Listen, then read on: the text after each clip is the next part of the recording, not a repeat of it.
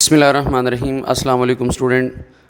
आज इस लेक्चर में हम स्टार्ट करेंगे rotational and circular motion, unit number 4। बड़ा इम्पोर्टेंट है और तकरीबन कोई 95% या मोर देन 95% ये चैप्टर हमारे पास मुकम्मल कंप्लीट SLO है। तमाम बोर्ड्स का तकरीबन SLO है और इसको हम काफ़ी डिटेल के साथ देखेंगे।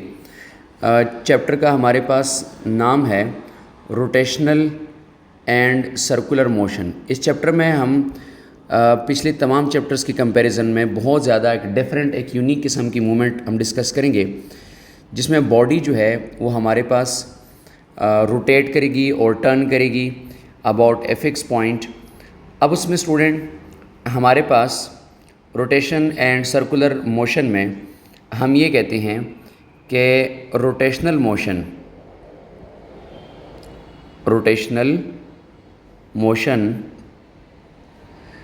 इज़ द टर्निंग मोशन या spinning motion of a body, is the turning और spinning motion of a body. Body spin करे या बॉडी टर्न करे तो उसको हम कहते हैं रोटेशन ऑफ एन ऑब्जेक्ट। तो इसमें दो बातें आती हैं, टर्निंग मोशन या स्पिनिंग मोशन। और ये जो टर्निंग या स्पिनिंग है ये आपके पास होती हैं अबाउट ए फिक्स एक्सिस, ठीक है, about an axis that passes through it, through the body that passes through. अब किसी फिक्स एक्सिस के सराउंडिंग में अगर कोई बॉडी स्पिन कर रही है, रोटेट कर रही है, तो इसको हम कहते हैं spinning motion of a body.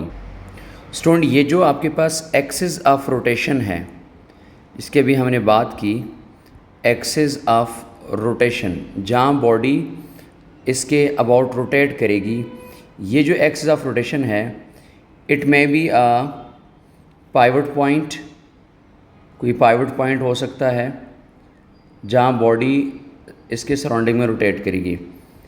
It may be a हाइंग, जिस तरह डोर्स के होते हैं, इट मे बी अ हाइंग और एनी अदर सपोर्ट, या ये कोई और सपोर्ट हो सकता है जिसने एक्सिस बनाया हुआ है और बॉडी रोटेट करेगी, एनी अदर सपोर्ट।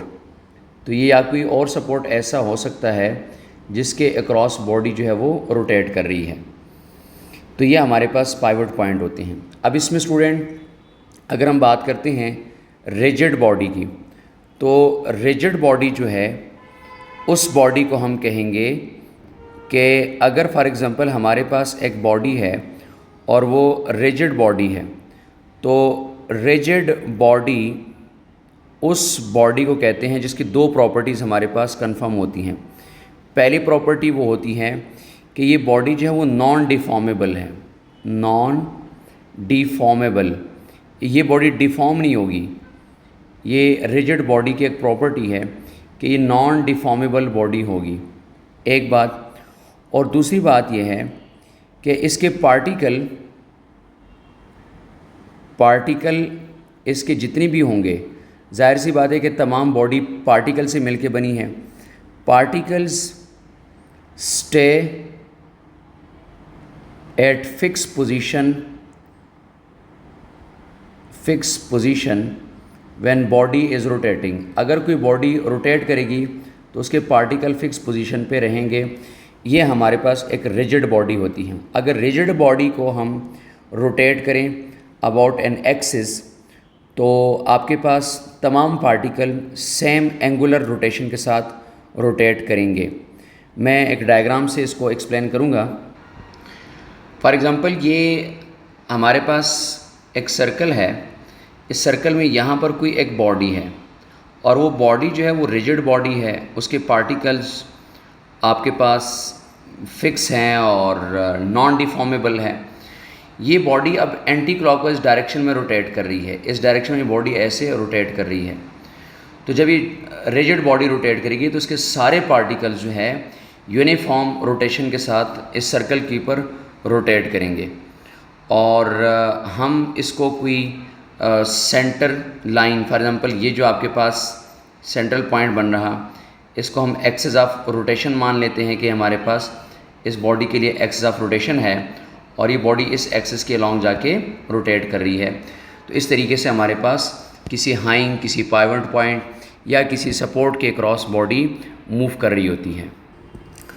स्टूडेंट, हमारे पास पहला टॉपिक 4.1 इसका है और वो हमारे पास है जी रोटेशनल काइनेमेटिक्स।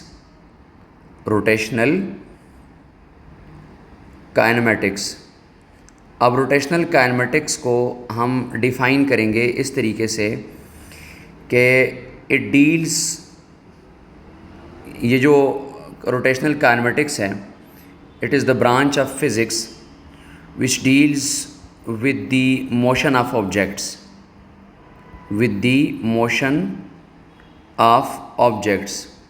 इसमें हम ऑब्जेक्ट्स की मोशन को डिस्कस करेंगे along सर्कुलर पाथ।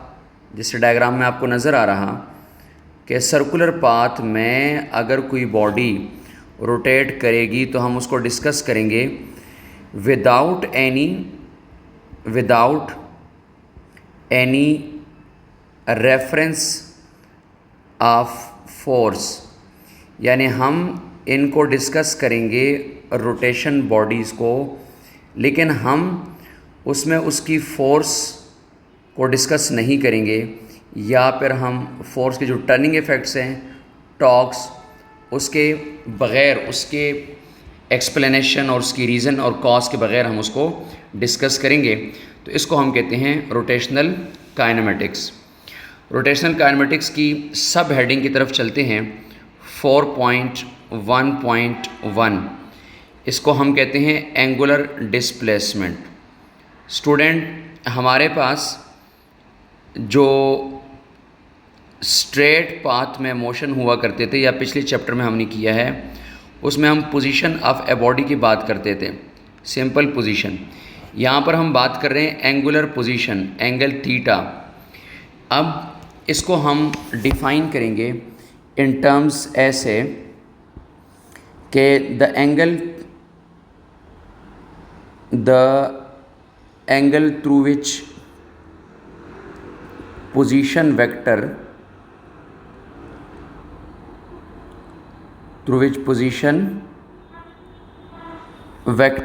अब फॉर एग्ज़ाम्पल हमारे पास एक बॉडी है, वो सर्कुलर पाथ में रोटेट कर रही है, तो हमने उसके लिए एक रेफरेंस पॉइंट भी चूज़ करना है और उस रेफरेंस पॉइंट के अकॉर्डिंग बॉडी इस वक्त कहाँ है, ये हम उसकी पोजीशन को बताएंगे।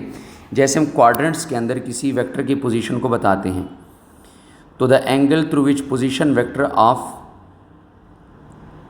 ए मूविंग बॉडी या moving object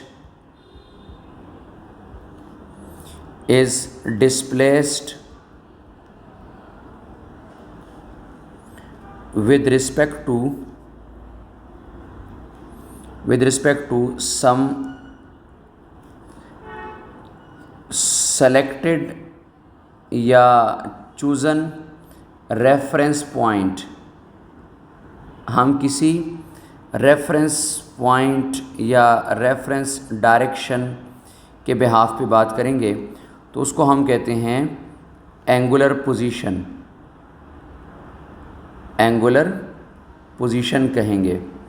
student, for example इसको हमने एंगल थीटा से रिप्रेजेंट किया है। मैं एक और डायग्राम से इसको एक्सप्लेन करूँगा। अब इस डायग्राम में आप देख सकते हैं स्टूडेंट, फॉर एग्ज़ाम्पल हमारे पास एक रेफरेंस एक्सिस है, ये हमारे पास एक रेफरेंस एक्सिस है और इस रेफरेंस एक्सिस के बिहाफ पे हमारे पास एक बॉडी है। वो बॉडी किसी एक्स पॉइंट पे है, स्टार्ट पे इनिशियली, और वो डिस्प्लेस होती है या उसके रेफरेंस एक्सिस के अकॉर्डिंग पोजीशन ए बना हुआ है और ये उसका ओरिजिन ओ है। तो ये जो एंगल थीटा हमारे पास इसका इस वक्त बना हुआ है एस डिस्प्लेसमेंट के बाद, तो इसको हम कहते हैं कि इस बॉडी की ये इस वक्त एंगुलर पोजीशन है। और इसको एंगुलर पोजीशन को अगर आप देखेंगे तो हमने कहा है कि the angle through which A vector of a moving object is displaced, कि आपके पास ये बॉडी कितनी डिस्प्लेस हो चुकी है with respect to selected reference direction. अब सेलेक्टेड रेफरेंस डायरेक्शन हमारे पास एक्स एक्सिस है और बॉडी जो है वो एंटी क्लॉकवाइज रोटेट कर रही है। तो ये जो एंगल थीटा बना हुआ है इसको हम नाम देंगे एंगुलर पोजीशन की। अब ये बॉडी हमारे पास रोटेट कर रही है through some distance s from certain reference axis along the circle of the radius r, और एंगुलर पोजीशन हम रिप्रेजेंट करेंगे एंगल थीटा से। सो मैथमेटिकली अगर हम उसको देखेंगे तो स्टूडेंट मैथमेटिकली हम इसको लिखेंगे like theta is equal to s divided by r। This theta is the angular position, और इस एंगुलर पोजीशन को हम किसी रेफरेंस एक्सिस के बिहाफ पे डिस्कस करते हैं। इसके साथ स्टूडेंट नेक्स्ट एक छोटी सी डेफिनेशन है, उस पे जाते हैं 4.1.2, और उसमें है एंगुलर डिस्प्लेसमेंट। अब जब ये बॉडी अपनी पोजीशन वेक्टर को चेंज करे, जैसे लीनियर के केस में हम करते हैं कि लीनियर के केस में अगर बॉडी पॉइंट 1 पे है और वहाँ से वो पॉइंट 2 पे जाती हैं, तो बॉडी जो है वो अपने एंगुलर लीनियर पोजीशन या पोजीशन वेक्टर चेंज हो रहा, तो उसको हम कहते हैं कि बॉडी डिस्प्लेस कर गई है, तो उसको हम कहते हैं एंगुलर डिस्प्लेसमेंट। इसी तरीके से हम यहाँ पर अब बात करेंगे एंगुलर डिस्प्लेसमेंट की, और एंगुलर डिस्प्लेसमेंट को हम देखते हैं डेल्टा थीटा से। Delta theta, the change in angular position, the change in angular position with respect to, अब एंगुलर पोजीशन अगर बॉडी की चेंज हो जाए with respect to that selected या चूज़न रेफरेंस डायरेक्शन, जो आपने रेफरेंस डायरेक्शन सेलेक्ट किया है उसके बिहाफ पे अगर बॉडी की पोजीशन चेंज होती है तो उसको हम नाम दे रहे हैं is termed as angular displacement.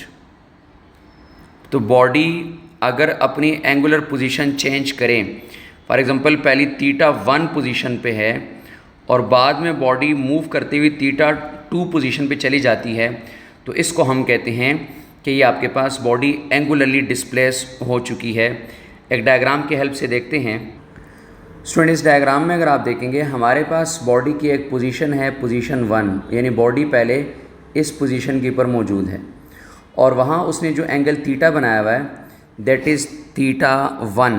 यानी अगर मैं लिखूँ तो मैं लिखूँगा कि इनिशियल पोजीशन पे बॉडी का जो पोजीशन वेक्टर है वो हमारे पास है थीटा 1, और फिर कुछ आर्क लेंथ ट्रेवल करने के बाद, कुछ सरकमफेरेंस पे डिस्टेंस ट्रेवल करने के बाद ये बॉडी जो है वो चली जाती है फाइनल पोजीशन पे, इस पॉइंट के ऊपर आ जाती है। तो स्टूडेंट फाइनल पोजीशन के अकॉर्डिंग उस बॉडी की जो पोजीशन वेक्टर जो है वो बन जाता है, वो हमारे पास थीटा 2 कर देते हैं, थीटा फाइनल कर देते हैं, तो ये फाइनल पोजीशन पे आपके पास बॉडी आ जाती है। अब स्टूडेंट बॉडी आप ये भी कह सकते हैं कि body was at point A after some time and travelling some distance along the circumference of the circle, the body reach to the point 2 that is called position B.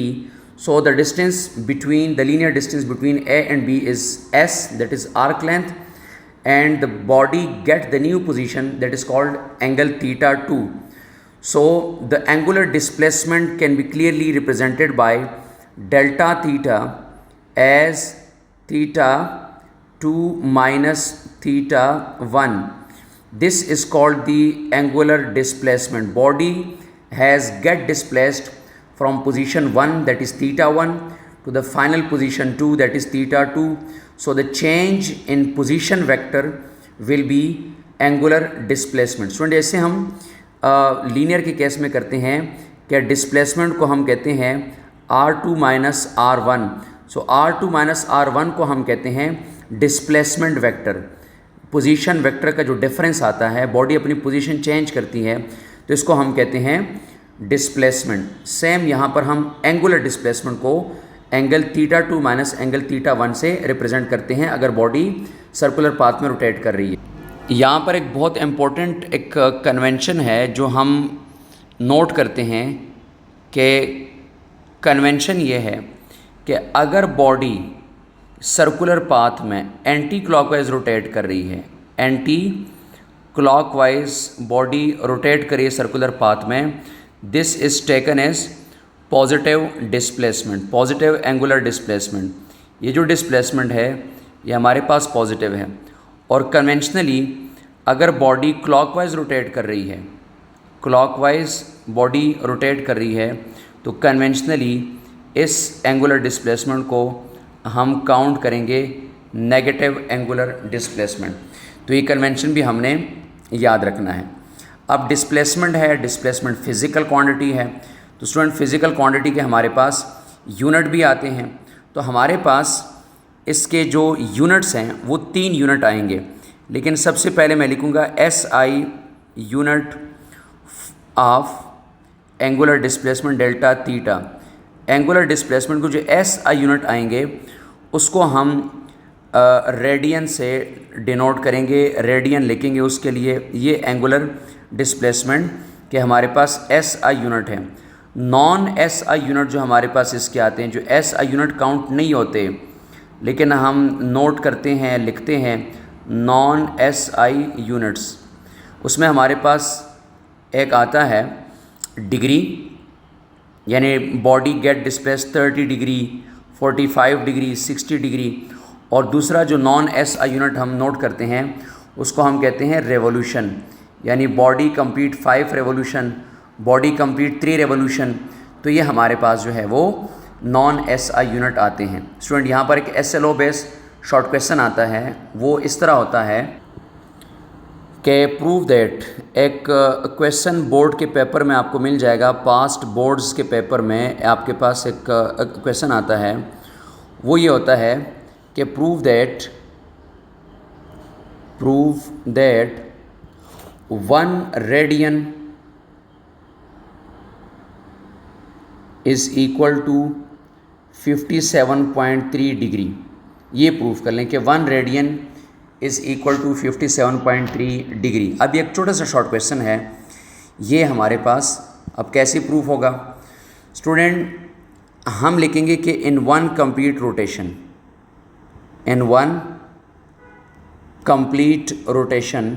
अगर body एक दफ़ा कंप्लीट रोटेट हो जाए तो in one complete rotation we have 360 degree, हमारे पास 360 degree आ जाता है।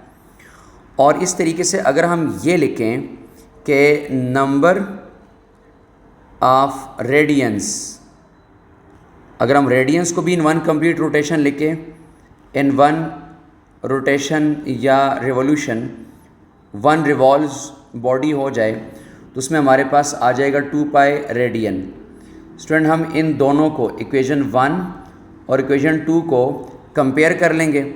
सो कंपेयरिंग इक्वेशन 1 एंड 2, अगर हम इन दोनों को कंपेयर करते हैं तो हमारे पास इक्वेशन 1 एंड इक्वेशन 2, अगर हम इन दोनों को कंपेयर करते हैं तो स्टूडेंट हम लिखेंगे कि 2 pi radian is equal to 360 degree. ये हमने कंपेयर किया।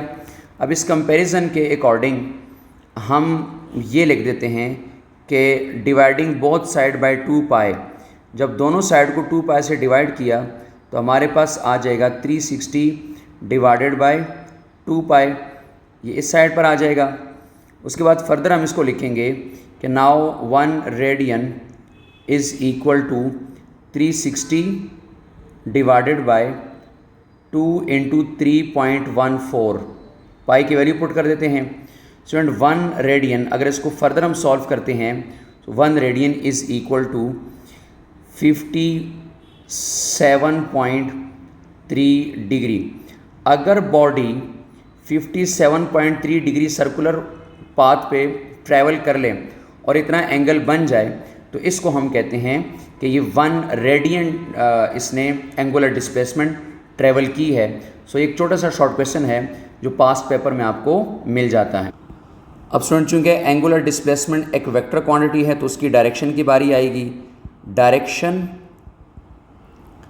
डायरेक्शन ऑफ एंगुलर डिस्प्लेसमेंट, यानी जो हमारे पास एंगुलर डिस्प्लेसमेंट है उसके क्या डायरेक्शन होंगे और वो बॉडी जो है वो डायरेक्शन वाइज हम उसको कैसे देखेंगे।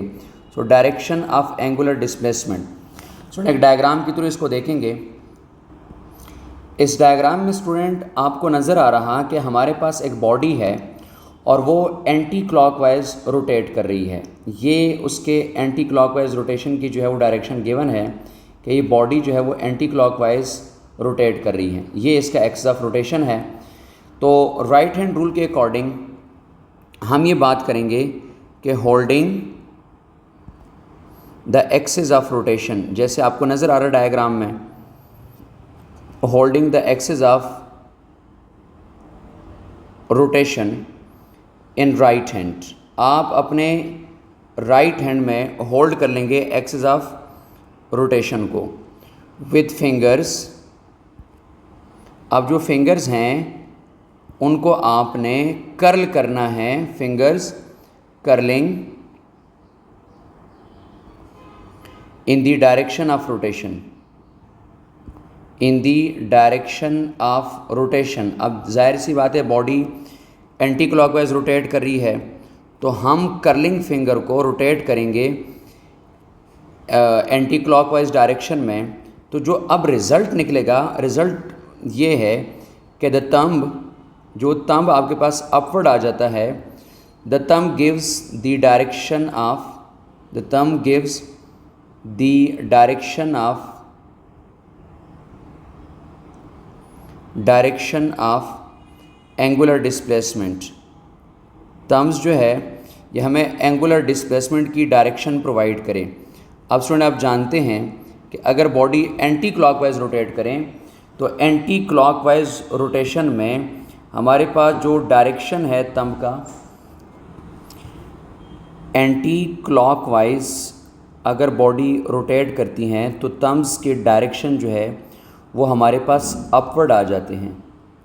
तो इट मीन्स कि जो एंगुलर डिस्प्लेसमेंट है उसकी डायरेक्शन अगर बॉडी एंटी क्लॉकवाइज रोटेट करें तो अपवर्ड होंगे, और स्टूडेंट अगर बॉडी क्लॉकवाइज रोटेट करे, क्लॉकवाइज रोटेशन हो बॉडी की, तो थंब ने कहाँ जाना है, डाउनवर्ड। तो डायरेक्शन एंगुलर डिस्प्लेसमेंट के डाउनवर्ड हो जाएंगे। तो ये हमारे पास एंगुलर डिस्प्लेसमेंट के डायरेक्शन राइट हैंड रूल से फाइंड आउट किए जाते हैं। स्टूडेंट नेक्स्ट हमारे पास एक छोटा सा टॉपिक है 4.1.3, उसकी तरफ मूव करते हैं। वो हमारे पास है एंगुलर वेलोसिटी। एंगुलर डिस्प्लेसमेंट के बाद टॉपिक है angular velocity. Student angular velocity को रिप्रेजेंट करेंगे ओमेगा से, ये उसकी सिंबॉलिक रिप्रेजेंटेशन है ओमेगा, और इसको हम कहते हैं angular velocity. Student linear velocity में हमें पता है कि जिसमें हम कहते थे rate of change of displacement is called velocity, लेकिन चूंकि यहाँ पर एंगुलर वेलोसिटी है तो हम इसको कहते हैं the time rate of change of, the time rate of change of angular displacement, the time rate of change of angular displacement of a body is called angular velocity। ये वही definition है, इसमें सिर्फ एंगुलर का word एक extra आ जाता है। ये वही डिस्प्लेसमेंट डिवाइड बाई टाइम जो लीनियर वेलोसिटी के लिए है, ये वही डेफिनेशन है, लेकिन यहाँ पर हमारे पास ये एंगुलर वेलोसिटी के लिए आ जाता है। स्टूडेंट मैथमेटिकली इसको लिखेंगे डेफिनेशन के बाद। मैथमेटिकली अगर हम इसको लिखते हैं तो हम ओमेगा को इसे डिनोटेड किया ओमेगा से, और delta theta angular displacement divided by delta T rate of change of angular displacement. इसके अगर आप यूनिट्स देखते हैं तो स्टूडेंट इसके यूनिट्स जो है वो हमारे पास उसी तरीके से 3 आएंगे। एक SI यूनिट्स आ जाते हैं। SI यूनिट्स में हम इसको लिखेंगे रेडियन पर सेकंड। जैसे हमने ये कहा कि एंगुलर डिस्प्लेसमेंट के जो यूनिट होते हैं वो हमारे पास रेडियन है, तो हम इसको रेडियन पर सेकंड SI यूनिट हम इसको लिखेंगे। और नॉन SI यूनिट्स में हमारे पास मुख्तलिफ आ जाते हैं। एक को हम यानी नॉन SI यूनिट्स अगर हम इसके लिखेंगे तो उसमें हमारे पास एक आ जाता है डिग्री पर सेकंड, डिग्री पर सेकंड। एक हमारे पास आ जाता है रेवोल्यूशन पर सेकंड, या फिर रेवोल्यूशन पर मिनट भी हम लिखते हैं, जिसको हम RPM कहेंगे। RPM रेवोल्यूशन पर मिनट। स्टूडेंट गाड़ी के टायर जो रोटेट करते हैं तो डैशबोर्ड के ऊपर आपने अक्सर देखा होगा RPM से गाड़ी के टायर की रोटेशन जो है वो हमारे पास RPM में आती है, रेवोल्यूशंस पर मिनट में। तो ये हमारे पास नॉन SI यूनिट है, डिग्री पर सेकंड, रेवोल्यूशन पर सेकंड और रेवोल्यूशन पर मिनट। लेकिन इसमें जो SI यूनिट है वो हमारे पास है रेडियन पर सेकंड, जो एंगुलर वेलोसिटी का यूनिट है। इसमें एक इम्पॉर्टेंट पॉइंट वो स्टूडेंट ये है कि चूँकि ये भी एक वेक्टर क्वांटिटी है तो इसका भी डायरेक्शन हम देखेंगे। तो डायरेक्शन ऑफ एंगुलर वेलोसिटी यानी omega will be along the direction of angular displacement, will be along the direction of angular displacement, यानी angular displacement के along इसके डायरेक्शन हमारे पास आएंगे। जैसे हमने अभी राइट हैंड रूल से चेक किया तो अगर बॉडी एंटी क्लॉकवाइज रोटेट करती हैं तो थंब इंडिकेट अपवर्ड, तो angular velocity upward, angular displacement upward. और अगर बॉडी क्लॉकवाइज रोटेट करती हैं तो एंगुलर डिस्प्लेसमेंट डाउनवर्ड, सो उसके साथ एंगुलर वेलोसिटी भी डाउनवर्ड। तो ये हमारे पास डाउनवर्ड डायरेक्शन में इस तरह आ जाते हैं, तो इसके direction along the angular displacement आएंगे।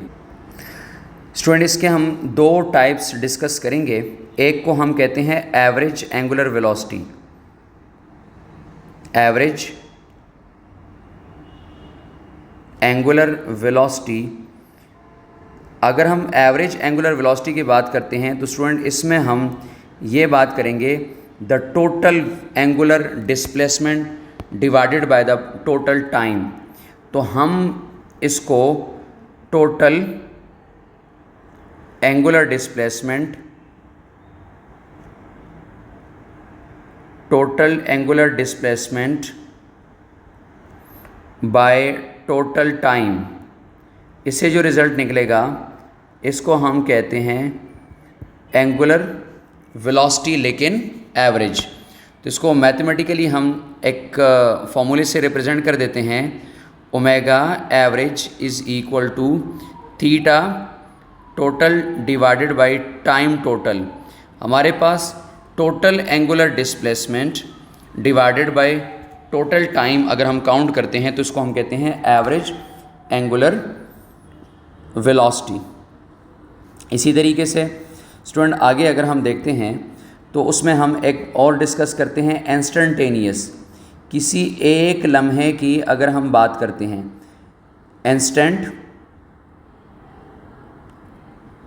इंस्टेंटेनियस एवरेज वेलोसिटी, यानी हम किसी एक इंस्टेंट की अगर बात करते हैं तो इंस्टेंटेनियस एवरेज वेलोसिटी जो है वो हम कैसे देखेंगे।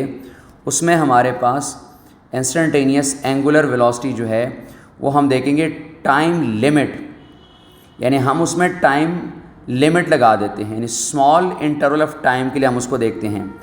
For small interval of time अगर बॉडी की डिस्प्लेसमेंट हम नोट करते हैं, स्मॉल इंटरवल ऑफ टाइम के लिए अगर हम बॉडी के डिस्प्लेसमेंट को नोट करते हैं तो हम इंस्टेंटेनियस डिस्प्लेसमेंट को time approaches to zero denote करते हैं। टाइम इक्वल टू ज़ीरो नहीं, टाइम अप्रोचेस टू ज़ीरो।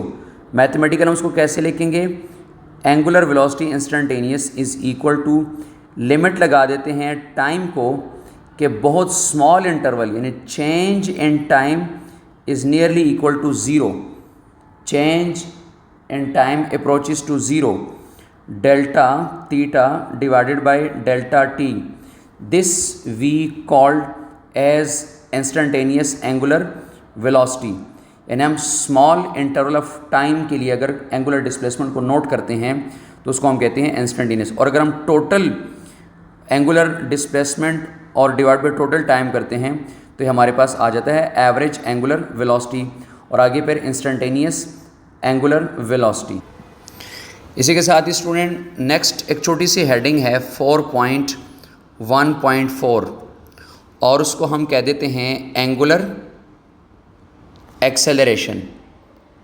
तो एंगुलर वेलोसिटी के बाद हमारे पास एंगुलर एक्सेलरेशन, और उसको अल्फ़ा से रिप्रेजेंट करते हैं, अल्फ़ा से डिनोट करते हैं। जैसे एंगुलर डिस्प्लेसमेंट को थीटा से किया, डेल्टा थीटा, एंगुलर वेलोसिटी को ओमेगा से किया, और एंगुलर एक्सेलरेशन को अब हम कर रहे हैं एंगुलर एक्सेलरेशन को अल्फ़ा से। लिखेंगे the time rate of change of, अब एक एंगुलर का वर्ड ऐड कर देंगे, एंगुलर वेलोसिटी। वैसे लीनियर एक्सेलरेशन को हम कहते हैं ना rate of change of velocity, लेकिन यहाँ पर एंगुलर का वर्ड हम ऐड कर देते हैं तो उसको हम कह देते हैं the time rate of change of angular velocity is called angular acceleration. तो ये हमारे पास एंगुलर एक्सेलरेशन की सिंपल डेफिनेशन आ जाती है। और अगर हम उसको मैथमेटिकली फार्मूले से लिखेंगे तो स्टूडेंट मैथमेटिकली हम उसको देखेंगे as alpha is equal to delta omega divided by delta T. अब इसके एसआई यूनिट्स और बाकी यूनिट्स की बारी आती है तो इसके यूनिट्स भी हम देखेंगे। इसके स्टूडेंट एसआई यूनिट्स जो आपके पास बनेंगे, सिस्टम इंटरनेशनल यूनिट्स जो आपके पास बनेंगे, वो हमारे पास अभी हमने देखा रेडियन पर सेकंड वेलोसिटी का आ जाएगा, और divided by once again time है तो रेडियन पर सेकंड स्क्वायर, ये इसके एसआई यूनिट आ जाएंगे। और नॉन एसआई यूनिट्स जो हमारे पास आएंगे उसमें हमारे पास वंस अगेन डिफरेंट हो सकते हैं। पहले हमारे पास फॉर एग्जांपल हम नोट करेंगे तो डिग्री पर सेकंड स्क्वायर को देखेंगे, डिग्री पर सेकंड स्क्वायर, और दूसरा अगर हम देखेंगे तो उसमें हमारे पास रोटेशन या रेवोल्यूशन पर सेकंड स्क्वायर को हम देखेंगे। लेकिन इसमें जो एसआई यूनिट है वो हमारे पास रेडियन पर सेकंड स्क्वायर, इसका एसआई यूनिट आ जाता है एंगुलर एक्सेलरेशन का। स्टूडेंट इसका डायरेक्शन बड़ा इंपॉर्टेंट है और बड़ा इंटरेस्टिंग है कि अगर हम डायरेक्शन की बात करते हैं, डायरेक्शन ऑफ एंगुलर एक्सेलरेशन, अब उसमें दो बहुत इंपॉर्टेंट पॉइंट हैं जो हम नोट करेंगे। वो हमारे पास इस तरह है कि अगर हम एंगुलर एक्सेलरेशन की डायरेक्शन को देखेंगे कि दो चीज़ें हैं। सबसे पहली बात ये है, पॉइंट ए मैं लिख रहा हूँ इसको, कि if angular velocity of a body is increasing, अगर बॉडी के एंगुलर वेलोसिटी जो है वो इंक्रीजिंग हो रही है, बॉडी की एंगुलर स्पीड बढ़ रही है, then angular acceleration is positive, then angular acceleration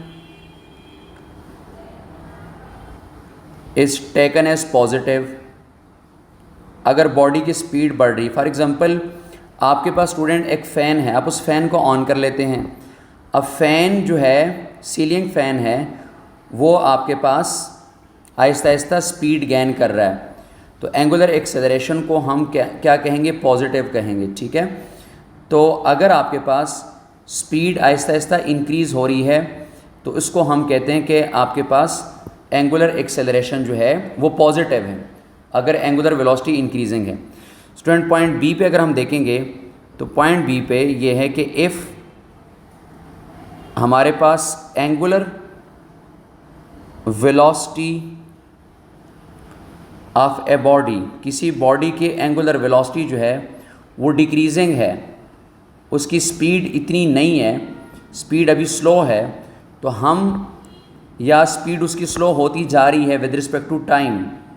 तो अगर स्पीड स्लो हो रही है, डिक्रीजिंग है, तो फिर हम ये कहेंगे then angular velocity is taken as negative, sorry angular acceleration, angular acceleration will be negative. तो हमारे पास एंगुलर एक्सेलरेशन जो है वो नेगेटिव कंसिडर करेंगे। ये दो बहुत इंपॉर्टेंट बातें। सर इसमें एक और बात याद रखनी है स्टूडेंट कि ये जो आपके पास एंगुलर वेलोसिटी है, जो इंक्रीजिंग एंगुलर वेलोसिटी है, इसमें ओमेगा यानी angular velocity is parallel to angular acceleration, इसलिए हम उसको पॉजिटिव कंसिडर करेंगे। और जहाँ तक इसकी बात है, ओमेगा जो है एंगुलर वेलोसिटी जो है ये आपके पास एंटी पैरेलल हो जाएगी, anti parallel to angular acceleration, इसलिए हम इस एंगुलर एक्सेलरेशन को फिर नेगेटिव काउंट करते हैं। जैसे स्टूडेंट लीनियर के केस में आप बॉडी को ब्रेक से अप्लाई करते हैं तो बॉडी जो है वो फॉरवर्ड मूव कर रही है लेकिन डिक्रीजिंग वेलोसिटी के साथ, तो उसको हम कहते हैं डिक्सेलरेशन, नेगेटिव एक्सेलरेशन कह देते हैं। सेम फिनोमेना यहाँ पर भी हम अप्लाई करेंगे। यहाँ पर स्टूडेंट इसी तरीके से दो टाइप्स इसके डिस्कस करेंगे। एक हमारे पास आएगा average angular acceleration, average angular acceleration. जैसे हमने एवरेज की बात की थी वेलोसिटी के टर्म्स में, तो total angular velocity of a body in total time, तो ये हमारे पास आ जाएगा total angular velocity, total angular velocity of a body in total time. Total time के अंदर जो आपके पास टोटल एंगुलर वेलोसिटी जितनी ट्रेवल हो जाती हैं, तो उसको हम कहते हैं is called average angular acceleration. तो इसको हम एवरेज एंगुलर एक्सेलरेशन कहते हैं। अल्फा से इसको डिनोट करेंगे mathematically, average is equal to omega divided by time. तो स्टूडेंट ये हमारे पास आ जाएगा total angular velocity divided by total time. और सेकंड पे अगर हम देखते हैं तो उसको हम उसी तरीके से कहते हैं इंस्टेंटेनियस, यानी मीन्स कि किसी एक लम्हे के लिए अगर हम बात करते हैं इंस्टेंटेनियस एंगुलर एक्सेलरेशन, तो किसी एक पॉइंट पे या किसी एक शॉर्ट इंटरवल ऑफ टाइम के लिए अगर हम बात करते हैं तो उसमें वंस अगेन हम लिमिटिंग टाइम की बात करते हैं, limiting value of ratio between small change in angular velocity and small time. तो मैथमेटिकली अगर हम उसको देखते हैं तो स्टूडेंट टाइम को लिमिट अप्लाई करेंगे और इंस्टेंटेनियसली उसको नोट करेंगे एंगुलर एक्सेलरेशन। उसी तरीके से लिमिट अप्लाई करेंगे टाइम को, delta T approaches to zero. अब हम बात करेंगे delta omega divided by delta T. So इसको हम कहते हैं कि टाइम अप्रोचेस टू ज़ीरो, तो that is called instantaneous average acceleration. तो ये जिस तरह हमने वेलोसिटी को डिस्कस किया, एवरेज एंगुलर वेलोसिटी, उसी तरीके से एवरेज एंगुलर एक्सेलरेशन, और फिर इस तरीके से इंस्टेंटेनियस एंगुलर एक्सेलरेशन को टाइम लिमिट के साथ हम देखते हैं for short interval of time, यानी आप बहुत शॉर्ट इंटरवल ऑफ टाइम के लिए बॉडी के एंगुलर वेलोसिटी में चेंज को नोट कर रहे हैं। शॉर्ट इंटरवल ऑफ टाइम के लिए आप बॉडी के एंगुलर वेलोसिटी में चेंज को नोट कर रहे हैं, इसलिए हम कहते हैं कि टाइम को लिमिट हम अप्लाई कर देते हैं। सो स्टूडेंट ये आपके पास यहाँ तक कुछ टर्मिनोलॉजीज़ और कुछ डेफिनेशंस विद मैथमेटिकल रिलेशन, और इसमें डायरेक्शन के 2 पॉइंट्स जो है ये बड़े इंपॉर्टेंट थे कि एक्सेलरेशन पॉजिटिव, एक्सेलरेशन नेगेटिव, और उसके बाद इसके 2 टाइप्स हैं। इसको कंटिन्यू करते हैं नेक्स्ट लेक्चर में। अल्लाह हाफिज़। रहमान रहीम। अस्सलाम वालेकुम स्टूडेंट, आज हमारा टॉपिक नंबर 4.1.5। इस टॉपिक में हम डिस्कस करेंगे relationship between linear and angular kinematics quantities. अब इससे पिछले लेक्चर में हमने काफ़ी डिटेल के साथ डिस्कस किया था angular displacement, angular velocity, angular acceleration. आज के इस लेक्चर में हम इनको आपस में कोरिलेट करेंगे और आपस में इसका कोई फार्मूला डेवलप करेंगे कि इन एंगुलर काइनेमेटिक क्वांटिटीज़ का आपस में क्या रिलेशन है, यानी लीनियर और एंगुलर डिस्प्लेसमेंट, लीनियर और एंगुलर वेलोसिटी, इस तरीके से लीनियर और एंगुलर एक्सेलरेशन। तो इसमें सबसे पहले हमारे पास जो डिस्कस होने जा रहा वो है student relation between linear and angular displacement.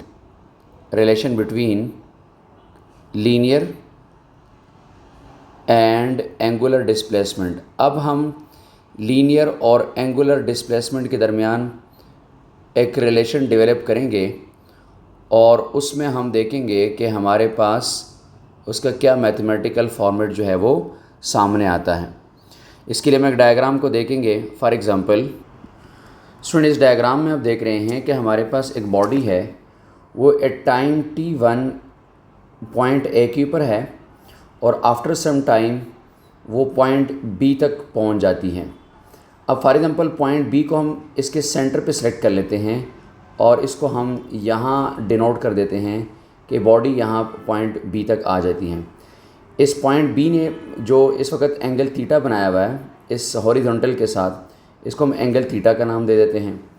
और आफ्टर सम टाइम जब वो delta T angular displacement travel कर लें फर्दर, तो ये पॉइंट सी तक बॉडी आ जाती है। तो हमारे पास इस वक्त इसके अकॉर्डिंग 3 पॉइंट्स हैं। इनिशियल पॉइंट हमारे पास रेफरेंस पॉइंट है ए, बॉडी बी पे जाती है, उसके बाद बॉडी सी पे चली जाती है। अब ये जो आपके पास एंगल है, ये सेंटर जो है वो ओ है। इस सेंटर के ऊपर बनने वाला जो एंगल है वो फॉर एग्ज़ाम्पल मैं कहता हूँ ए, ओ और B, this is some angle theta. ये कोई एंगल थीटा है। लेकिन अगर बॉडी इस आर्क लेंथ पे रेडियस के बराबर ट्रेवल कर दें, इस आर्क लेंथ पे इतना ट्रेवल कर लें कि ये जो डिस्टेंस है ये इस आर्क के रेडियस के बराबर हो जाए, यानी ए और सी का, तो ये बन जाएगा 1 रेडियन। तो अब हम कहेंगे कि फॉर एग्ज़ाम्पल जो एंगल आपके पास ए, ओ और सी है, ये एंगल आपके पास क्या बन गया, 1 रेडियन एंगल बन जाता है। 1 रेडियन एंगल स्टूडेंट तब बनता है जब body circumference of the circle पे इतना ट्रेवल कर लें जितना उस रेडियस और सर्कल का रेडियस हो, तो तब जाके आपके पास 1 रेडियन एंगल जो है वो कंप्लीट हो जाता है। और इसको अगर हम फर्दर देखेंगे तो हम इसको सिंपल ट्रिग्नोमेट्री से सॉल्व करेंगे बाय सिंपल ट्रिग्नोमेट्रिक रिलेशन या बाय सिंपल ट्रिग्नोमेट्री। तो हम इसको लिखेंगे कि फॉर एग्ज़ाम्पल हमारे पास आर्क लेंथ, दोनों आर्क लेंथ जो हैं इसमें ए और बी जो फर्स्ट आर्क लेंथ है, फॉर एग्ज़ाम्पल अगर मैं इसको शेडेड रीजन बनाता हूँ तो मैं इस रीजन की बात कर रहा हूँ। स्टूडेंट डायग्राम में अगर आप देखेंगे मैं इस रीजन की बात कर रहा हूँ। ये जो आर्क लेंथ आपके पास डेवलप हुआ है, ये इस छोटे ट्रायंगल की बात कर रहा हूँ। तो ये आर्क लेंथ जो है इसको हम डिवाइड करेंगे by the arc length A and C, जो कंप्लीट बड़ा वाला आर्क आपके पास बन चुका है। Arc length A divided by C is equal to, means कि अब मैं इस टोटल की बात करूँ, ये जो टोटल आर्क बना हुआ है आपके पास, ये इस टोटल की बात कर रहा हूँ, ये जो टोटल आर्क लेंथ आपके पास बना हुआ है, ठीक है।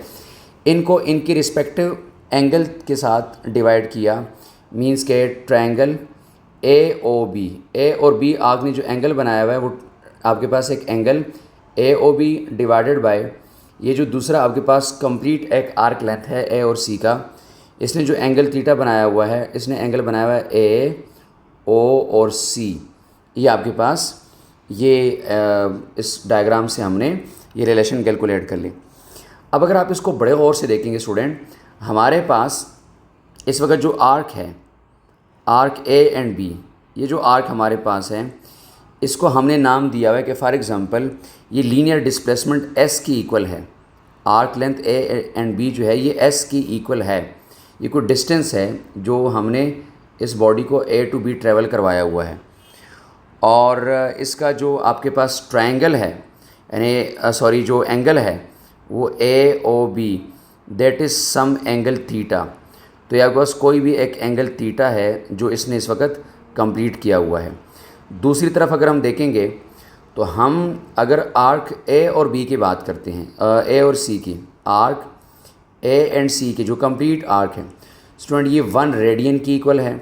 जैसे अभी हमने उसको डिस्कस भी किया, ये 1 रेडियन, और उस 1 रेडियन का एंगल जो बना हुआ है वो हमने ये लिखा भी है कि ये 1 रेडियन का एंगल जो है वो आपके पास इस वक्त ए ओ और सी का जो है ये 1 रेडियन का एंगल है। और ये हम लिखेंगे arc length is equal to 1 radian.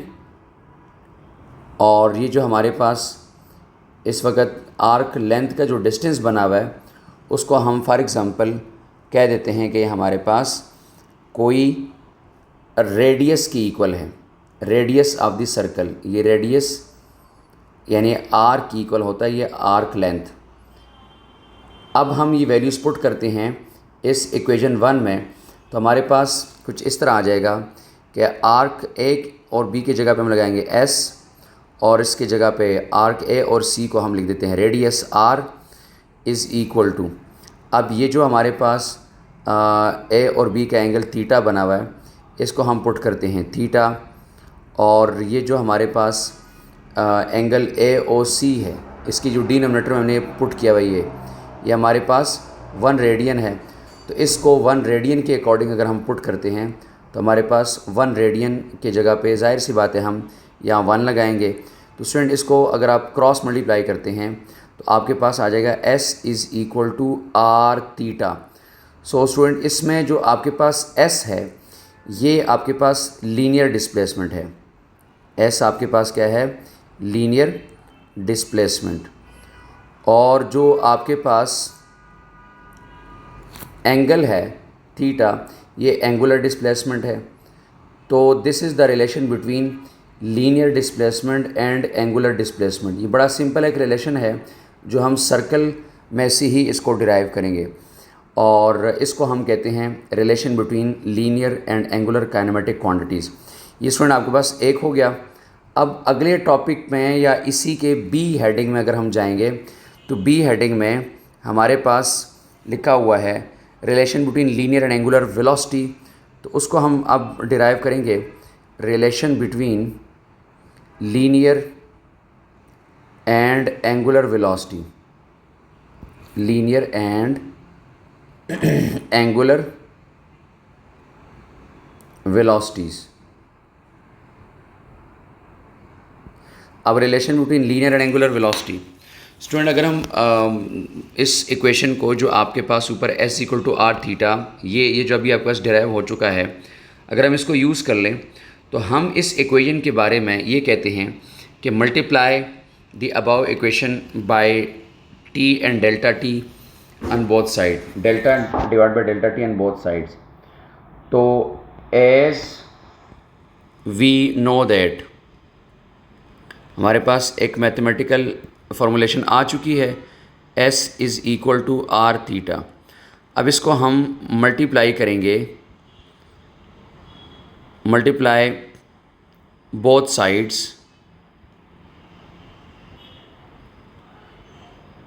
With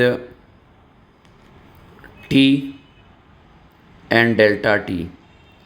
और इस T एंड डेल्टा T में हम जो टाइम को लिमिट देंगे वो अप्रोचेस टू ज़ीरो, यानी इंस्टेंटेनियस किसी भी टाइम की पर हम वेलोसिटी की बात करेंगे। सो मल्टीप्लाई करने के लिए हम अब आगे लिखते हैं limit delta T approaches to zero, delta divided by delta T, इसको मल्टीप्लाई किया S इज़ इक्वल टू अगले साइड की पर वंस अगेन उसी तरीके से दोनों साइड को मल्टीप्लाई करना है, चूँकि limit delta T approaches to zero, और जो टर्म्स हमारे पास आ रहे हैं वो हमारे पास हैं मल्टीप्लिकेशन के लिए टी, डेल्टा टी और आर थीटा।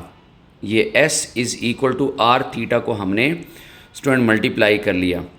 अब जब आपने इसको मल्टीप्लाई कर लिया तो अब आपके पास जो आर है रेडियस का वो तो चेंज नहीं होगा। जब वो आर चेंज नहीं होगा तो अब आप इसको लिखेंगे limit delta T approaches to zero, delta divided by delta T, और ये आपके पास एस, चूँकि आर जो है वो चेंज नहीं होगा उसको हम एक साइड पे बाहर लिख देंगे आर। अब जब रिमेनिंग टर्म्स बच जाते हैं उसमें limit delta T approaches to zero, हमारे पास जो टर्म्स बच रहे हैं वो आपके पास डेल्टा टी इंटू थीटा, ये आपके पास बच जाता है। फाइनली आर को हमने एक साइड पे लिख दिया। अब अगर आप बाय डेफिनेशन देखेंगे तो student according to definition displacement divided by time, that is आप इसको देखते हैं वेलोसिटी की इक्वल होता है। और अगर आप देखते हैं rate of change of angular displacement, ये आपके पास एंगुलर वेलोसिटी की टर्म्स में आ जाएगा। सो फाइनली अब आप इसको लिखेंगे कि this term is equal to instantaneous velocity v। r को अपने पॉइंट पे लिखेंगे, ये आपके पास r आ जाएगा। और स्टूडेंट ये जो टर्म्स आपके पास बच जाते हैं इसको रिमेनिंग आप लिख देते हैं angular velocity. So this is a relation between linear and angular velocity v is equal to r omega. इसमें एक बात का ख्याल रखेंगे कि जो जिस सर्कल की हम बात करेंगे, जब हमने बॉडी को डिस्प्लेस करवाया था, दो पॉइंट के अक्रॉस हमने बॉडी को डिस्प्लेस करवाया था from A to be.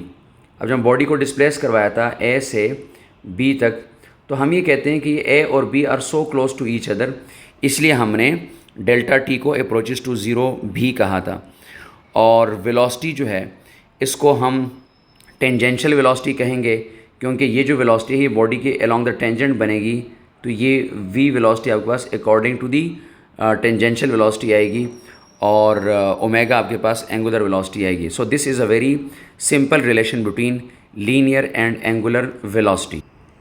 Next student हमारे पास सी हेडिंग में या अगले पॉइंट पे हम आते हैं, तो हमारे पास है जी relation between linear and angular acceleration. तो relation between linear and angular acceleration जो है वो भी हम इस तरह देखेंगे। स्टूडेंट हमारे पास एक बहुत इंपॉर्टेंट पॉइंट है कि जो हमारे पास सर्कुलर मूवमेंट होती है, बॉडी अगर सर्कल में रोटेट करती है तो उसका जो एक्सेलरेशन है उसके दो कंपोनेंट्स होते हैं। ये पॉइंट बहुत इंपॉर्टेंट है और बड़ा कंसेप्चुअल पॉइंट है।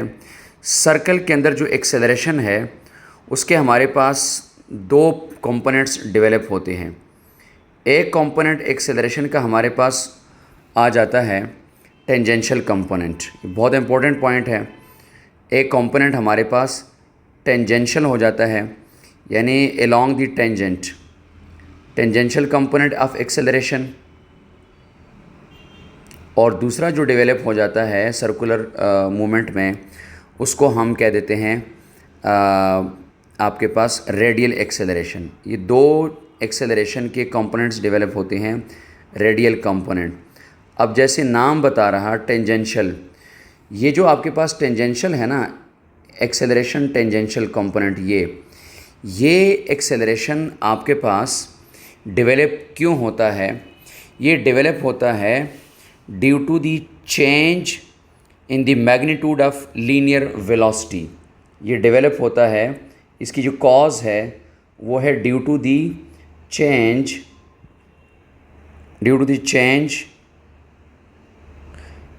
In magnitude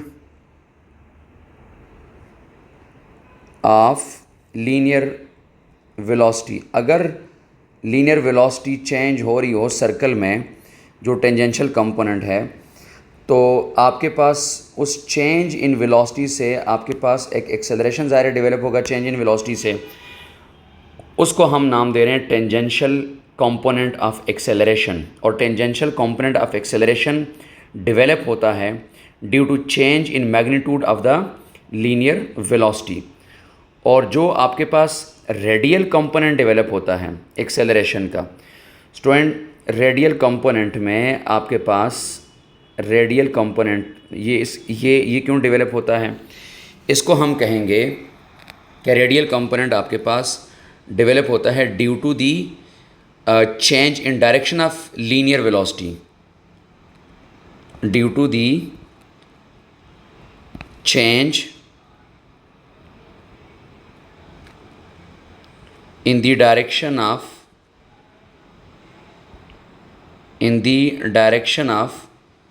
linear velocity.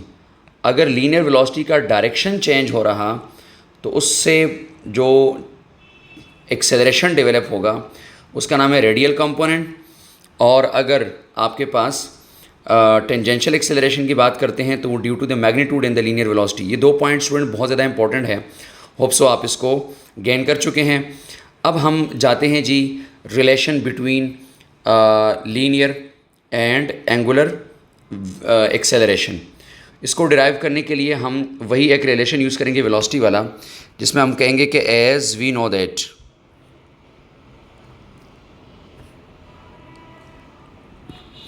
अब हमारे पास एक वेलोसिटी का डेरिवेशन हम ऊपर कर चुके हैं लीनियर और एंगुलर का, इसको भी हम सेम लिखेंगे multiplying both sides by delta divide by delta T. दोनों साइड्स को मल्टीप्लाई करेंगे और टाइम को लिमिट पुट करेंगे, क्योंकि हम इंस्टेंटेनियस एक्सेलरेशन इंस्टेंटेनियस वेलोसिटी की बात करते हैं। तो हम अब लिखेंगे कि limit delta T approaches to zero, delta T. अब ये हमारे पास वेलोसिटी के लिए। इसी के बाद इस तरीके से राइट साइड पे limit delta T approaches to zero, delta divided by delta t. जो फिज़िकल टर्म्स हैं नेक्स्ट वो हमारे पास है आर ओमेगा। अब v is equal to r omega, इसको हमने मल्टीप्लाई किया time limit approaches to zero, delta divided by delta T. अब स्टूडेंट फर्दर इसको आगे लेके चलते हैं। Limit delta T approaches to zero, delta divided by delta T, और जो हमारे पास टर्म्स मल्टीप्लाई हो रहा है वो वेलोसिटी का है। अब आर तो चूँकि चेंज नहीं होगा रेडियस ऑफ द सर्कल, तो आर को हम बाहर लिख लेते हैं, लिमिट से आउट कर देते हैं उसको। तो रिमेनिंग टर्म्स जो हम लिखेंगे वो हमारे पास रहेंगे limit delta T approaches to zero, delta t. Next हमारे पास आ जाता है टर्म इसके लिए ओमेगा। तो स्टूडेंट ये हमारे पास लिमिट में रिमेनिंग टर्म्स रह जाते हैं। अब अगर आप बड़े गौर से देखें तो this is the rate of change of linear velocity. So rate of change of linear velocity is called acceleration. तो हमारे पास लीनियर एक्सेलरेशन आ जाएगा, और इसी को हम चूँकि लीनियर वेलोसिटी में चेंज आ रहा विद रिस्पेक्ट टू टाइम, तो ये टेंजेंशियल कंपोनेंट में लिखेंगे। और स्टूडेंट यहाँ पर जो आपके पास आ रहा this is a rate of change of angular velocity which is called angular acceleration, जिसको हम अल्फ़ा से डिनोट करेंगे। So finally we will write it as acceleration a is equal to r alpha. सो स्टूडेंट ये हमारे पास relation between linear और angular acceleration आ जाता है। ये जो हमारे पास है ये लीनियर टेंजेंशियल कंपोनेंट, लीनियर या टेंजेंशियल एक्सेलरेशन है। और जो हमारे पास एल्फ़ा है, एल्फ़ा को हम कह देते हैं एंगुलर एक्सेलरेशन। तो स्टूडेंट हमारे पास ये दो एक्सेलरेशन जो है उसको आपस में हमने इस तरह रिलेट कर दिया, लीनियर एक्सेलरेशन और angular acceleration. So these are the relation between linear displacement, angular displacement, linear velocity, angular velocity, linear acceleration and angular acceleration. अब इसमें स्टूडेंट एक बात है कि अगर कोई बॉडी कांस्टेंट स्पीड के साथ सर्कल में रोटेट कर रही है, कांस्टेंट स्पीड के साथ बॉडी सर्कल में रोटेट कर रही है, कांस्टेंट स्पीड इन सर्कल, तो जाहिर सी बात है कि जब magnitude of the velocity, magnitude of the speed जो है वो चेंज नहीं हो रहा, वेलोसिटी का मैग्नीट्यूड चेंज नहीं हो रहा, तो फिर हमारे पास जो टेंजेंशियल एक्सेलरेशन है वो हमारे पास क्या हो जाएगा, ज़ीरो, क्योंकि टेंजेंशियल एक्सेलरेशन हमारे पास change in the magnitude of velocity आ रहा था, तो वो तो अब चेंज नहीं हो रहा, वो तो आपके पास अब कांस्टेंट स्पीड है। तो जब बॉडी कांस्टेंट स्पीड में रोटेट करती हैं तो टेंजेंशियल कंपोनेंट वेलोसिटी का क्या हो जाता है, ज़ीरो। सो जब ये ज़ीरो हो जाएगा तो body will have only radial acceleration of its component. ये आपके पास फिर ज़ीरो नहीं होगा अगर बॉडी आपके पास कांस्टेंट स्पीड के साथ रोटेट कर रही है, तो टेंजेंशियल एक्सेलरेशन ज़ीरो है और सेंट्रीपिटल एक्सेलरेशन ज़ीरो नहीं है। इस रेडियल एक्सेलरेशन को हम अब दूसरा नाम भी दे सकते हैं, सेंट्रीपिटल एक्सेलरेशन। आज इसको यहाँ तक कीजिएगा, इसको कंटिन्यू करेंगे नेक्स्ट लेक्चर में। अल्लाह हाफिज़।